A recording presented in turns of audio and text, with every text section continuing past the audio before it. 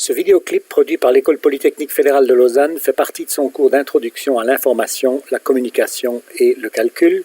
Il s'inscrit dans le premier module du cours qui offre une première approche des notions de calcul et d'information.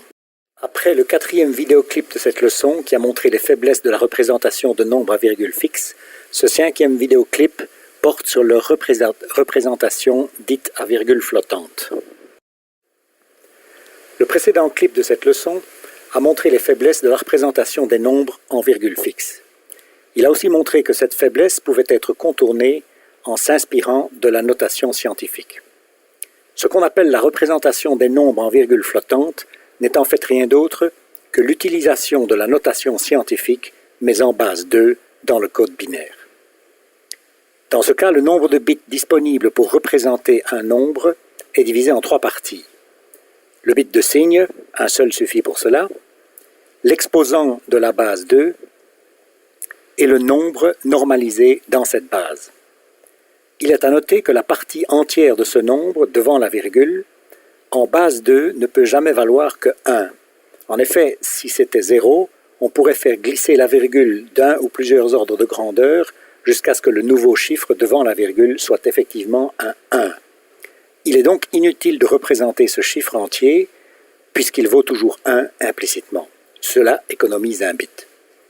Le nombre en virgule flottant, ainsi représenté, vaut donc en pratique plus ou moins 2 à la puissance de l'exposant donné fois 1, la mantis donnée. Et l'erreur relative maximum pour un tel nombre est donc définie par la plus faible puissance de la mantis, exactement comme dans le cas de la notation scientifique. Prenons un exemple concret avec 1 bit pour le signe, non représenté ici, 2 bits pour l'exposant et 2 bits pour la mantis. Une telle représentation permet donc d'exprimer un nombre positif ou négatif dont la valeur absolue est 2 exposant 2 bits fois 1,2 bits de mantis. L'erreur relative maximale sur de tels nombres est donc toujours garantie inférieure à 2 exposant moins 2, soit un quart. Avec 2 bits d'exposant et 2 bits de mantis, on peut donc représenter des nombres variant entre 2 exposant 0, c'est-à-dire 1, et 2 exposant 4 moins 1. Mais entre les nombres positifs et les nombres négatifs, comment représenter 0? Pour cela, on traite la plus petite puissance de la base, notée ici P, 0, comme un cas particulier qui couvre l'intervalle 0 à 2 à la puissance P plus 1, avec la formule 2 à la puissance P plus 1 fois 0, virgule, les 2 bits de mantis. Une observation fondamentale avec cette représentation binaire, de même qu'avec notre système décimal, est que les erreurs d'arrondi sont inévitables. On appelle erreur d'arrondi l'écart entre un nombre x et sa représentation en virgule flottante. Question: quel est le motif binaire de 1/10? Réponse: 1/10 n'est tout simplement pas représentable exactement avec un nombre fini de bits parce que 10 n'est pas une puissance entière de 2. Ce problème n'est d'ailleurs pas propre à la base 2, il existe dans toutes les bases, y compris par exemple dans notre système décimal. C'est même la définition propre des nombres dits rationnels. 1/3 en base 10 n'est jamais exprimable exactement avec un nombre fini de chiffres, il faudrait un nombre infini de 3 après la virgule. Par contre, si les erreurs d'arrondi sont inévitables, elles sont limitées avec certitude à un plafond défini par la représentation choisie, et la dite représentation peut être adaptée aux besoins du problème à traiter. Prenons comme exemple de problème la résolution d'une équation du second degré à une inconnue, ax² plus bx plus c égale 0, avec les valeurs décimales a égale 0,25, b égale 0,1 et c égale 0,01. Dans ce cas, le discriminant delta qui est égal à b² moins 4ac vaut dans notre exemple 0 en théorie.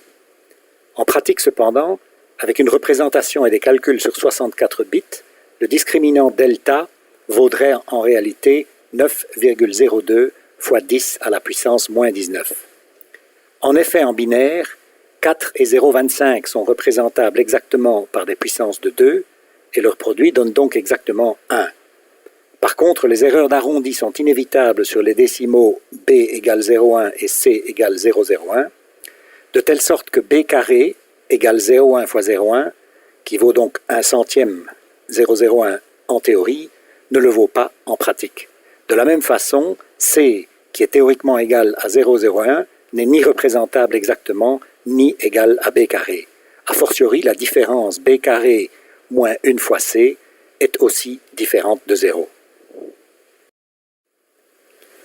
Une première conséquence immédiate de ces erreurs d'arrondi est que tester une égalité en virgule flottante entre les résultats d'un calcul et une valeur théorique est une absurdité, parce que le résultat sera presque toujours différent de la valeur théorique. Les tests d'égalité doivent donc être redéfinis de telle façon que l'égalité soit admise et déclarée si le résultat tombe dans un intervalle de tolérance tau variable autour de la valeur théorique, où tau dépend de la valeur théorique et de l'algorithme de calcul du résultat, comme on le voit sur ce graphique.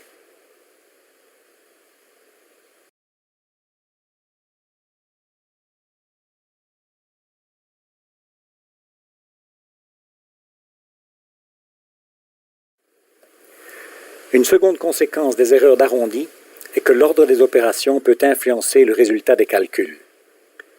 Une addition peut par exemple ne plus être associative.